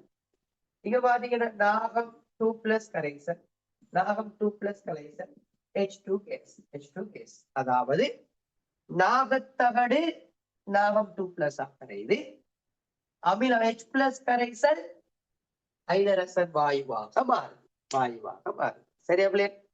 நோட் பண்ணி கொள்ளுங்க, நோட் பண்ணி கொள்ளுங்க, நோட் பண்ணி கொள்ளுங்க, நோட் பண்ணி கொள்ளுங்க, நோட் பண்ணி கொள்ளுங்க. ரைட்டா? நோட் பண்ணாக்கள் ஒரு லைக் கொண்டு தாங்க பிள்ளை. நோட் பண்ணாக்கள் ஒரு லைக் கொண்டு தாங்க. நான் சொன்ன விஷயம் ஓகே இந்தாக்கள் நோட் பண்ணாக்கள் லைக் கொண்டு தாங்க பிள்ளை. இதை எப்படி ஞாபகத்துல வச்சுக்கொள்ளணும்னு சொன்னா பிள்ளைகள், நீங்களும் எழுதி பார்க்கணும், நீங்களும் எழுதி பார்க்கணும். நாகத்தகடு, நாகம் 2+ கரைசல் 2 இலத்திரன் இலக்கு. ரைட்? டியூட்ல அதாவது டியூட்ல இருக்கிற மாதிரி நீங்க இன்னொரு இடத்துல எழுதி பார்க்கணும். அப்படி எழுதி பார்க்கும்போது உங்களுக்கு இந்த செட்டப்ல வந்துட்டுன்னு சொன்னால் உங்களை அடிக்கிறதுக்கு யாரும் இல்லை பிள்ளை. எந்த இதை கேட்டாலும் நீங்க சொல்லிடு. இதை வச்சு கொண்டு பிள்ளைகள் நாங்க அடுத்த விஷயங்கள் நிறைய படிக்க போறோம். இன்னும் நிறைய இருக்கு நாங்க படிக்க போறோம். சரியா பிள்ளை? இன்னும் இருக்கு. அதை நாங்க படிக்க உங்களுக்கு இதான் பேசிக். இந்த விஷயத்தை தான் திரும்ப திரும்ப நாங்க படிக்க போறோம். சரியா பிள்ளைகள்? ரைட். அப்ப 1 சக 2 கூட்டி விட்டா இந்த விலை வரும். அப்ப இதை எழுதிக்க பிறகு சல்பூரிக் அமிலம் SO2- இணையும் போது இப்படியான ஒரு விளைவு பெறப்படும். இதையும் நோட் பண்ணிக்கணும். இப்படியான ஒரு விளைவு பெறப்படுது. இதான் விளைவு. சரியா பிள்ளைகள்? ரைட். இல்ல எலக்ட்ரானிக்ஸ் முடியல, இந்த பாடம் முடிஞ்சு நாங்க எலக்ட்ரானிக்ஸ் படிப்போம். சரி, அழகா ஃப்ரெஷ்ஷா படிப்போம், ஒவ்வொரு பாடமா படிப்போம். சரி பிள்ளைகள்? ரைட். ஏண்டா உங்களுக்கு தெரியும் ஹீட், வெப்பம், மின்சாதனங்கிற வலுவும் சக்தியும் பிசிக்ஸோட சம்பந்தப்பட்ட பாடம் தான் தொடர்ச்சியா படிச்சோம். அப்ப திரும்ப பிசிக்ஸோட தொடங்காம அப்ப ஒரு கெமிஸ்ட்ரி சம்பந்தமான ஒரு பாடத்துக்கு வந்துட்டு அடுத்து என்ன செய்வோம்? பிசிக்ஸ படிப்போம். சரியா பிள்ளைகள்? ரைட். அப்படித்தான். அப்பதான் என்ன செய்யலாம், உனக்கும் நல்ல இன்ட்ரெஸ்டா படிச்சு கொண்டு போயிடும். சரியா பிள்ளைகள்? ரைட். ரைட். ஓகே பிள்ளைகள், இனி நாங்க படிக்க போறோம் உண்மையாவே அலெக்சாண்டர் வோல்டா. அப்ப இந்த செட்டப் உங்களுக்கு வழங்கிட்டு அலெக்சாண்டர் வோல்டா செஞ்ச பரிசோதனையை வச்சுக்கொண்டு இனி நாங்க மிக முக்கியமான விஷயங்களுக்கு நாங்க வரப்போறோம். ரைட்டா? மிக முக்கியமான விஷயங்களுக்கு நாங்க வரப்போறோம். அப்ப பிள்ளைகள் உங்களுக்கு கட்டாயம் தெரிஞ்சிருக்கணும். அப்ப மின்னிரசாயன களம் அப்படின்னு சொன்னா இரசாயன தாக்கம் ஒன்றின் விளைவாக மின்னோட்டத்தை பிறப்பிக்கக்கூடிய அமைப்பு. அதுதான் நாங்க சொல்லுவோம் மின்னிரசாயன களம். இப்ப நாங்க அலெக்சாண்டர் வோல்டாவால் தயாரிக்கப்பட்ட ஒரு மின்னிரசாயன களத்தை நாங்க அதுல நடக்கிற ரசாயன மாற்றம் தொடர்பான, அதன் மூலம் எப்படி மின் உற்பத்தி செய்யப்படுது தொடர்பான விஷயங்களை கொஞ்சம் பார்த்துக்கணும். சரியா பிள்ளைகள்? ரைட். அழகா தெளிவா கவனித்துக் கொடுங்க. எழுதுறாக்கள் எழுதி இருப்பீங்க அப்படின்னு நான் நம்புறேன்.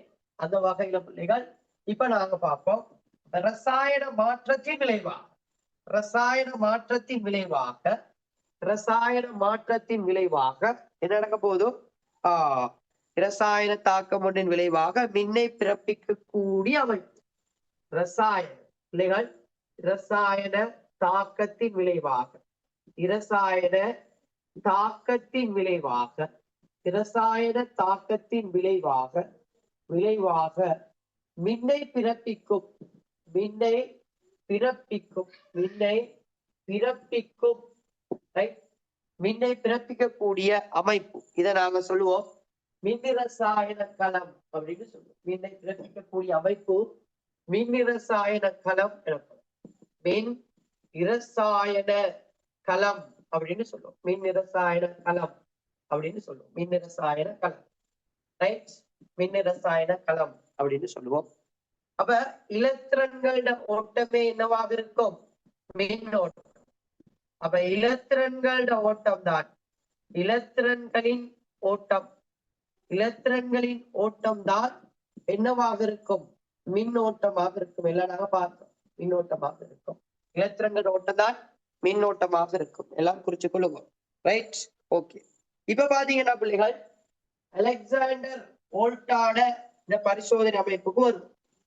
அலெக்சாண்டர் வோல்டா என்ன செஞ்சாருண்டா இவ்வாறு, ரைட், உங்களுக்கு நல்லாவே தெரியும், ஐதான சல்பூரிக் அமில கரைசல், இதை நாங்க சொல்றோம் ஐதான சல்பூரிக் அசிட் H2SO4, ஐதான சல்பூரிக் அமில கரைசல்.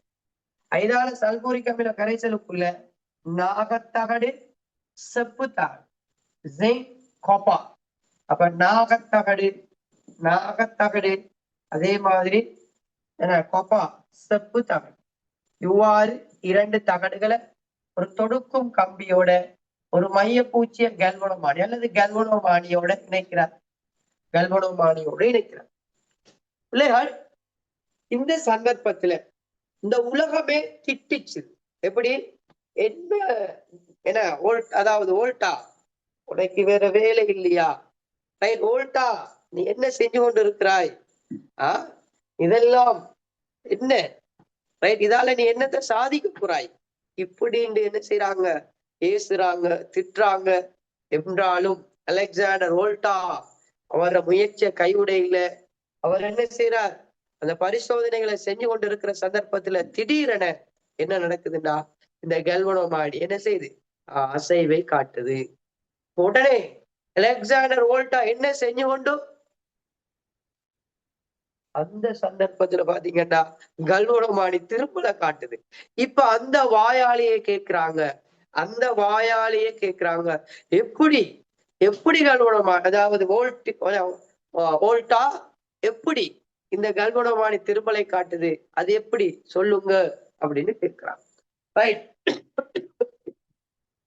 ஆகவே பிள்ளைகள், இங்க நடக்கிற கெமிஸ்ட்ரியை தான் நாங்க பார்க்கணும். இதுக்கு கட்டாயம் பிள்ளைகள், நீங்க அடுத்த கிளாஸ்ல வார சந்தர்ப்பத்துல கட்டாயம் நீங்க ஒரு விஷயத்த கட்டாயம் நீங்க பாடமாக்கி கொண்டு வரணும். நான் அதை கட்டாயப்படுத்துறேன். ஏன்னா அது மிக மிக முக்கியம். அதாவது தாக்க வீத தொடர் கட்டாயம் ஞாபகம் கொடுவோம். இந்த பொன்னர் பிளான் வெறும் பாதக செயல் ஐயா. என்ன பொன்னர் பிளான் வெறும் பாதக செயல் ஐயா. ஈழ தமிழர் இலங்கை நாட்டில் அல்லலுறும் மக்கள் கண்களில் சோவன பொழிந்தது. கட்டாயம் பாடமாய் கொண்டு வாங்க. ஏன்னு சொன்னால் இந்த தாக்க வீத தொடர் வச்சு கொண்டுதான் நாங்க நிறைய ரசாயன தாக்கங்கள் எழுத போறோம். இங்க இந்த மின் ரசாயன களத்துல நடக்கிற ரசாயன தாக்கமாகவும் இருக்கலாம், மின் பகுப்பு தாக்கமாகவும் இருக்கலாம். ஆகவே பொன்னர் பிளான் கட்டாயம் என்னோட குரூப்ல நான் போட்டுக்கொள்றேன். இந்த தாக்க வீத தொடரை இப்படி பாடமாக்குறதுன்னு சொல்லி நான் போட்டுக்கொள்றேன். என்றாலும் பிள்ளைகள் கட்டாயம் பாடமாய் கொள்ளும். சரியா? பொன்னர் பிளான் வெறும் பாதக செயல் ஐயா. ஈழ தமிழர் இலங்கை நாட்டில் அல்லலுறும் மக்கள் கண்களில் சோவன பொழிந்தது. ரைட், சோவன பொழிந்தது. அதுல அந்த முதல் எழுத்தை வச்சுக்கொண்டு நாங்க என்ன மூலகம் அப்படின்னு பொன்னர் பிளான். அப்ப பொன் பிளான் பிளாட்டினம். வெறும் அப்ப வெள்ளி வெறும். பாதக செயலையா பாதரசம். செயலையா செப்பு. ஐயா ஐதரசன். ஈழம் தமிழர் தகரம். இலங்கை நாட்டில் இரும்பு. நாட்டில் நாகம். அல்லலுறும் அலுமினியம். மக்கள் மக்னீசியம். கண்களில் கல்சியம். சோவன சோடியம். ஒளிந்தது பொட்டாசியம். முதலாவது எழுத்து வச்சுக்கொண்டு ஞாபகத்துல வச்சுக்கொண்டு. Right, okay. அப்ப இங்க நடக்கிற ரசாயனத்தை கொஞ்சம் லைட்டா சொல்லித்தாரு, கவனித்து கொடுப்போம். இதர பயிற்சிகள்லாம் நாங்க வர கிளாஸ்ல செஞ்சு கொண்டு போவோம். ரைட். அப்ப பாத்தீங்கன்னா பிள்ளைகள், இங்க நீங்க முதலாவது பார்க்க வேண்டிய விஷயம், 2 தகடுகள் வைக்கப்பட்டுள்ளது. இங்க சல்பூரிக் அமிலம் வைக்கப்பட்டுள்ளது. ஏற்கனவே உங்களுக்கு தெரியும், சல்பூரிக் அமிலத்துல H+ இருக்குது, அதோட சேர்த்து SO4 2- இருக்குது. இது உங்களுக்கு தெரியும். H+ SO4 2- இருக்குது. Right, okay. இப்ப பாத்தீங்கன்னா பிள்ளைகள், 2 தகடு இருக்கு. ஒன்று நாகத்தகடு, செப்பு தகடு. இங்க என்ன நடக்குதுன்னு சொன்னாப்லே, தாக்க வீத தொடர்ல, இதான் தாக்க வீத தொடர். தாக்க வீத தொடர்ல கீழிருந்து மேல் நோக்கி போக பிள்ளைகள் ஒரு தொடர் கொண்டு இருக்குது. தாக்க வீதம் கூடும். தாக்க வீதம் என்ன செய்யும்? அதிகரிக்கும். தாக்க வீதம் அதிகரிக்கும். அப்படின்னா இலத்திரன்களை இழக்கிற ஆற்றல் கூட வேகமாக இழக்கும். இழக்கிற ஆற்றல் கூட. இழத்தல் இழத்தல் இப்ப நான் உங்களுக்கு சொல்லி தந்தேன், ரைட்? யாதாயினும் ஒரு சடப்பொருள், அப்படி நல்லா ஞாபகத்தில் வச்சுக்கணும். சடப்பொருள் அது ஒரு மூலகமாக இருக்கலாம், அல்லது மூலக்கூறாக இருக்கலாம், அல்லது அயனாக இருக்கலாம். இவங்கள்ல இருந்து இலத்திரன்கள் இழக்கப்பட்டால் இந்த தாக்கத்தை நாம சொல்லுவோம் ஒற்றையேற்றல் தாக்கம் அப்படின்னு சொல்லுவோம். ஒற்றையேற்றல் தாக்கம் அப்படின்னு கதைப்போம். ஞாபகத்துல வச்சுக்கொள்ளுங்க, ரைட்? அதாவது ஒரு சடப்பு அது மூலகமாக இருக்கலாம், அல்லது மூலக்கூறாக இருக்கலாம், அல்லது அயனாக இருக்கலாம். இங்க இருந்து ஒரு இலத்திரன்களை இலக்குமா இருந்தா இந்த தாக்கத்தை நாம சொல்லுவோம் ஒற்றையேற்றல் தாக்கம் அப்படின்னு சொல்லுவோம். ஒற்றையேற்றல் தாக்கம். ஒற்றையேற்றல் தாக்கம் மிக முக்கியமான பாயிண்ட்ஸ். ஒற்றையேற்றல் தாக்கம். இந்த ஒற்றையேற்றல் தாக்கம் நடக்கிற மின்வாய், அந்த ஒற்றையேற்றல் தாக்கம் நடக்கிற மின்வாய் அதை நாங்க சொல்லுவோம் அனான். அனான்னு கதைப்போம். அனான். அப்ப தாக்க வீத தொடர்ல யாரு மேல இருக்கிறாரோ அவர்தான் அனோடாக இருக்கு. அனோட் ஒற்றையேற்றல் தாக்கத்துக்கு உட்படக்கூடிய ஆள், இலத்திரனை இழக்கக்கூடிய ஆள். ஏன்னா ஒற்றையேற்றல் தாக்கம் அது நடக்கிற அந்த மின்வாய் அனான் அப்படின்னு சொல்லுவோம். அப்ப பிள்ளைகள் மிக முக்கியமாக தெரிஞ்சு வச்சுக்கொள்வோம். அப்ப ஒற்றையேற்றல் தாக்கம்னா சடப்பொருள் ஒன்றிலிருந்து ஒரு மூலகம் அல்லது மூலக்கூறு அல்லது அயன் இலத்திரங்களை வெளியேற்றுதல் ஒற்றையேற்றல் தாக்கம் எனப்படும். இலத்திரங்களை வெளியேற்றுதல் ஒற்றையேற்றல் தாக்கம் எனப்படும். ரைட்? அதே போல சில ரசாயன பதார்த்தங்கள் இருக்கு. இந்த ரசாயன பதார்த்தம் யாரு? மூலகமாக இருக்கலாம், மூலக்கூறாக இருக்கலாம், அயனாக இருக்கலாம். இலத்திரங்களை பெற்றுக்கொள்ளும். இப்படி இலத்திரங்களை பெற்றுக்கொள்ற தாக்கத்தை நாங்க சொல்றது தாழ்த்தல் தாக்கம். அதை நாங்க சொல்றது தாழ்த்தல் தாக்கம். பெற்றுக்கொள்றோம் எல்லாத்திலையும் ஐயா அம்மா தாங்கோ தாங்கோன்னா தாழ்த்தல். அவங்க ஒற்றையேற்றல் இல்லை, தாழ்த்தல். இலத்திரங்களை பெற்றுக்கொள்ற தாக்கம் தாழ்த்தல் தாக்கம் அப்படின்னு சொல்லுவோம். அவ்வாறு தாழ்த்தல் தாக்கம் எங்க நடக்குதோ அந்த முடிவிடம் கதோடாக கதோட் ஞாபகத்துல, அதாவது கடன் வாங்குற மாதிரி. இது ஆடார் இழக்கிறது, அன்பளிப்பு தாக்கம் இழக்கிறது. கதோட் கடன் வாங்குறது, அதாவது வாங்குற தாக்கம், இலத்திரங்களை ஏற்றுக்கொண்ட தாக்கம். அப்ப கதோட் என்பது யாதாயினும் பதார்த்தம், அதாவது தாழ்த்தல் தாக்கம் சொன்னா யாதாயினும் பதார்த்தம், மூலகம், மூலக்கூறு, அயன் இலத்திரங்களை பெற்றுக்கொள்ளுதல், இலத்திரங்களை பெற்றுக்கொள்ளும் தாக்கம் தாழ்த்தல் தாக்கம். தாழ்த்தல் தாக்கத்தை நடாத்துகின்ற மின்வாய், தாழ்த்தல் தாக்கத்தை அதாவது இலத்திரனை பெற்றுக்கொள்ற தாக்கத்தை நடாத்துற மின்வாய் கதோட்டாக இருக்கும். கட்டாயம் கொஞ்சம் தெளிவாக விலகிக் கொள்ளும். சரியா பிள்ளைகள்? மிக தெளிவாக விலகிக் கொள்வோம்.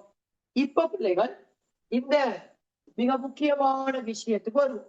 அப்ப இங்க பாத்தீங்கன்னா நாகத்தகடும் இருக்குது, செப்பு தகடும் இருக்குது. இப்ப எனக்கு வேகமாக சொல்லுங்க பிள்ளைகள், நாகத்தகடா செப்பு தகடா இலத்திரனை இழக்கும். வேகமா சொல்லுங்க பிள்ளைகள். நாகத்தகடா செப்பு தகடா இலத்திரங்களை இழக்கும். அப்ப உங்களுக்கு தெரியணும், இங்க செப்பு தகடு, இங்க நாகத்தகடு, கீழே இருந்து மேல போக இழக்கும். அப்ப யாரு இலத்திரனை இழக்கும் பிள்ளைகள்? அதாவது யாரு விரைவா இலத்திரனை இழக்கும்? கீழே இருந்து மேல போக தாக்க வீதம் கூட என்று சொன்னா இலத்திரனை இழக்கிற ஆற்றல் கூட. அப்ப நாகம் சாலிட் தண்டல்ல இருக்கக்கூடிய 2 இலத்திரங்களை இழக்கும், 2 இலத்திரங்களை இழக்கும். ரைட்? அப்ப நாகம் 2+ இப்படின்னு ஒரு அயனாக மாறும். அப்ப ஒரு உலோகம் தண்டல்ல இருக்கிற இலத்திரனை இழந்து அயனா மாறும். அப்ப இலத்திரனை இழக்கிற தாக்கத்துக்கு நாம சொல்ற பேர் ஒற்றையேற்றல் தாக்கம். இந்த ஒற்றையேற்றல் தாக்கம் எங்க நடக்கும் அப்படின்னு கேட்டீங்கன்னா அனோட்ல நடக்கும். ஒற்றையேற்றல் தாக்கம் எங்க நடக்கும்? அனோட். இந்த பேசிக்க தெளிவா விளைய கொடுக்கும். வார கிளாஸ் இதே மாதிரி இன்னும் நிறைய பயிற்சிகளோடு நான் உங்களுக்கு இன்னும் தெளிவாக சொல்லுவேன். ஒற்றையேற்றல் தாக்கம் அனோட்னு சொல்லுவேன். ரைட்? அப்ப நாகத்தகடு என்ன செய்யும்? இலத்திரனை இழந்து ஒற்றையேற்றல் தாக்கம். இலத்திரனை இழந்து இதுல இலத்திரனை இறக்கும். ஏன்? கரையுமே. நாகத்தகடு கரை. அப்ப நாகத்தகடு கரைஞ்சி இலத்திரனை இழக்கும். அந்த இலத்திரன்கள் என்ன செய்யும்? இதால செய்யும். இது இலத்திரன். இலத்திரன் இங்கால செய்யும். கெல்வனோமா இங்கால செய்யும். இலத்திரன் இங்கால செய்யும். அசைஞ்சு செப்பு தகடுக்கு வரும். எங்க வரும்? இலத்திரன்கள் செப்பு தகடுக்கு வரும். நல்ல தெளிவாலையும் கொடுக்கும். அப்ப இவர் இலத்திரனை இழந்து செப்பு தகட்டுக்கு வரும். சரி, அதாவது உலோகங்கள பொதுவான இயல்பு இலத்திரனை இழக்காது. இந்த உலோகங்கள பொதுவான இயல்பு இலத்திரனை இழக்கிறது. அப்ப இலத்திரன்கள் எல்லாரும் இழக்கும். இதுல ஐதரசனும் இந்த அடிப்படையில இருக்கிறான்னு சொன்னா இலத்திரனை இழக்கிற ஆற்றல். அப்ப இலத்திரனை இழக்கும், எல்லாரும் இழக்கும். ஆனால் இலத்திரனை ஏற்காது. இலத்திரனை ஏற்காது. உதாரணமா இரும்பு இலத்திரனை ஏற்குமானா ஏற்காது. ஏன்? இரும்பு ஏற்காது. ஆனா இரும்பு அயன், வெள்ளி ion, sodium ion, magnesium ion இப்படி வந்தா இலத்திரனை ஏற்கும். நான் சொன்ன விஷயம் விளங்குறாங்க, ஒரு லைக் கொடுத்தாங்க. அதாவது இழந்தால் ஏற்கும். நீங்க அது எப்படி சார்? ஏஜி இலத்திரனை ஏற்காது, ஆனா ஏஜி பிளஸ் இலத்திரனை ஏற்கும். அது எப்படி அப்படின்னா, ஏஜி ஒரு உலோகம். உலோகம் இலத்திரன்களை இழக்கும், ஆனா ஏற்காது. ஏஜி பிளஸ் வந்து என்ன செய்யும்டா? இலத்திரனை ஏற்கும். ஏஜி பிளஸ் தான் அதுல ஒரு இலத்திரன் தான் இருந்தது இறுதி ஓட்டல அப்படின்னா இவர் இழந்துட்டு, இழந்ததாலதான் பிளஸ். அப்ப இழந்ததால பிளஸ். அப்ப அவருக்கு இன்னும் ஒரு இலத்திரனை கொடுத்தால் அவர் என்ன செய்வார்? ரைட், இழந்து ஏஜி பிளஸ் இருக்கிறவருக்கு ஒரு இலத்திரனை கொடுத்தார், ஏஜியாக மாறி உறுதியாக மாறுவார். ஆகவே அதாவது இப்ப உதாரணமா இப்ப ஏஜி பிளஸ்டா இவருக்கு இப்ப உதாரணமா 1,00,000 கடன் வைப்போம். 1,00,000 கடன். அப்ப கடன்ல இருக்கிறார், அதாவது 1,00,000 இழந்துட்டார், இழந்து இருக்கிறார். இப்ப இவருக்கு திரும்ப அவர் இழந்ததை கொடுத்தால் பழையபடி அவர் பழைய ஆளா மாறிடுவார், பழைய ஆளாக மாறுவார். அவர் இதுக்குத்தான் விருப்பம், பழைய ஆளா இருக்கிறது தான் விருப்பம். ஆகவே பாத்தீங்கன்னா இப்படி பிளஸ் நேரயனாக இருந்தால் இலத்திரனை பெறும். அந்த அடிப்படையில பாத்தீங்கன்னா இங்க செப்பு தகடு இலத்திரனை பெறாது, செப்பு தகடு பெறாது, ஆனால் நேரையன் பெறும். அந்த நேரையனாக இருக்கிறது இங்க யாருன்னு பாத்தீங்கன்னா H பிளஸ். H plus. அப்ப H பிளஸ் என்ன செய்யும்னா இலத்திரனை பெறும். யாரு? நாகத்தகடு இழந்த இலத்திரனை பெறும். ஐதரசனாக மாறும், ஐதரசன் அணுவாக மாறும். 2H பிளஸ் 2 இலத்திரனை பெற்று, 2 இலத்திரனை பெற்று ஹைட்ரஜன் கேஸ், கேஸ் ஆக மாறும். அப்ப இங்க கரைசல், இங்க கேஸ். கேஸ் பௌதீக இயல்புகளை போட்டுக்கொள்ளுங்க பிள்ளைகள். கேஸ் இதை நாங்க சொல்றது இலத்திரை பெற்றுக்கொள்ற தாக்கம் தாழ்த்தல் தாக்கம், தாழ்த்தல் தாக்கம். அப்ப தாழ்த்தல் தாக்கம் நடக்கிற இடம் இலத்திரனை வாங்குற, கடன் வாங்குற மாதிரி கேத்தாட், கேத்தாட் அப்படின்னு கேத்தாட்னு சொல்லுவோம். இது ஒட்சியேற்றல் தாக்கம், இது தாழ்த்தல் தாக்கம், தாழ்த்தல் தாக்கம். ஒட்சியேற்றல் அரையன் தாக்கம், தாழ்த்தல் அரையன் தாக்கம், அல்லது அனோட்ல நடக்கிற அரையன் தாக்கம், கேத்தோட்ல நடக்கிற அரையன் தாக்கம். இவ 2 பேரையும் கூட்டி விட்டா முழு தாக்கம், கூட்டி விட்டா முழு தாக்கம். இலத்திரனை இழக்குது 2 இலத்திரன், அந்த இலத்திரனை அவர் பெற்றுக்கொள்றார், 2 இலத்திரன் வெட்டுப்படும். ஆகவே நாகம் சாலிட், 2H பிளஸ் கரைசல், ரைட். நாகம் 2 பிளஸ் கரைசல், H2 கேஸ், H2 கேஸ். இதுதான் இந்த எளிய மின்கலத்தின் முழு தாக்கமாக இருக்கும். ஆகவே அவதானம் அப்படின்ற போதும், அவதானம் அப்படின்ற போது போட்டுக்கொள்ளுங்க, நாகக்கோள் கரையும், நாகக்கோள் கரையும், நாகக்கோள் கரையும். செப்புக்கோள்ல வாயு குமிழிகள் தோன்றும், செப்புக்கோள்ல வாயு குமிழிகள் தோன்றும். ஏன்? செப்புக்கோளுக்கு அருகில்தான் அந்த இலத்திரன்கள் வந்து இந்த H பிளஸ் இலத்திரனை பெற்று வாயு குமிழிகள் தோன்றும். நீங்க சின்ன வகுப்புல படிக்கிறீங்க, நாகக்கோள் கரையும், செப்புக்கோள்ல வாயு குமிழி உருவாகும். அந்த நாகக்கோள் கரைகிறது தான் இது, நாகம் 2 பிளஸ் கரைகிறது. செப்புக்கோள்ல வாயு குமிழிகள் தோன்றும்டா இவன் தான் அந்த வாயு குமிழி, வாயு குமிழிகள் தோன்றும். இவர் கரையும், வாயு குமிழிகள் தோன்றும். மிக தெளிவாக விளங்கிக் கொள்ளுவோம். ஏன்னா இந்த விஷயங்களை இன்னும் நான் அழகாக உங்களுக்கு விளங்கப்படுத்துவேன். நாகத்தகடு இலத்திரனை இழக்கிறதால, நல்லா கவனிங்க, இலத்திரனை இழக்கிறதால இந்த முடிவிடம் மறை முடிவிடமாக இருக்கும். இலத்திரனை இழக்கிறதால, இலத்திரன் அளவு கூடுதலாக இருக்கிறதால, இலத்திரண்ட செறிவு கூடுதலாக இருக்கிறதால மறை முடிவிடம். இங்க இலத்திரண்ட செறிவு இங்க வந்து இங்க வாயு குமிழிகளை உருவாக்குறதால இலத்திரண்ட செறிவு குறைவாக இருக்கிறதால நேர் முடிவிடமாக இருக்கும். ஆகவே தெளிவாக விளை கொள்வோம். நாகத்தகடு மறை முடிவிடம், செப்பு தகடு நேர் முடிவிடமாக இருக்கும். நாகத்தகடு மறை முடிவிடம், செப்பு தகடு என நேர் முடிவிடமாக இருக்கும். ஆகவே ஒரு வெற்றி மாறி எடுத்தீங்கன்னா நாகத்தகடு மறை முடிவிடம், செப்பு தகடு நேர் முடிவிடம். அப்ப உங்களுக்கு தெரியும் இலத்திரன்கள் மறையிலிருந்து நேர் நோக்கி இலத்திரன்களை செய்யும், நேர்ல இருந்து மறையை நோக்கி யார செய்யும்? மின்னோட்டம் அசையும். மிக தெளிவாக விலகிக் கொள்ளுவோம். இங்க மின்னோட்டம் அசையும். பிள்ளைகள், நான் சொன்ன விஷயம் உங்களுக்கு விளங்கி இருக்கும்னு நினைக்கிறேன்.